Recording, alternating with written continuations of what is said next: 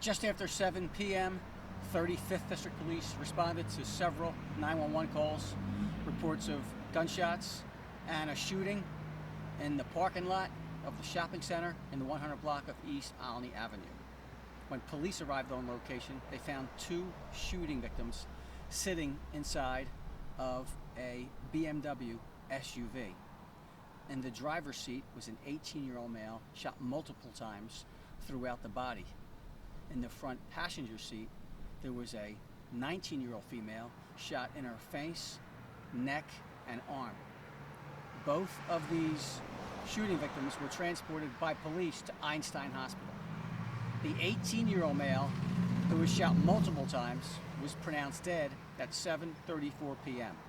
The 19-year-old female is in critical condition, undergoing surgery.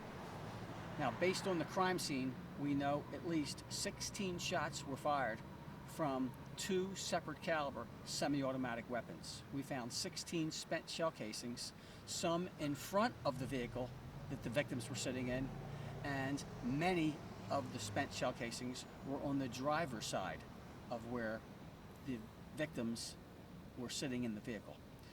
We do know both of the victims were inside the vehicle because that's where police found them when they arrived on location. The ballistic evidence, some of these shell casings were inches away from the vehicle, some were just feet away. So it appears that the shooters walked right up to this BMW and intentionally fired at least 16 shots through the front windshield and through the driver door window. Now, we do have witnesses that stated they saw three males walk up to the vehicle, the BMW, and start firing shots into that vehicle. The witnesses also said that the three males then got into a white vehicle that left the scene of the parking lot. Now, the parking lot where this double shooting homicide occurred, there's at least 30 businesses on both sides of the parking lot. Many of those businesses were still open for business. When police arrived on location, there were hundreds of vehicles still in the parking lot.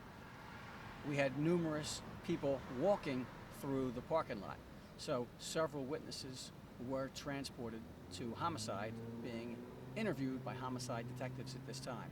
Fortunately, of the 30 businesses, many of them were open, and most of them do have exterior surveillance cameras. And we do know that some of the businesses did record the incident. So homicide detectives, crime scene personnel are on location, processing the scene. They're retrieving these recordings, and hopefully they recorded something that could help us with this double shooting homicide of two teenagers, one 18-year-old male and one 19-year-old female.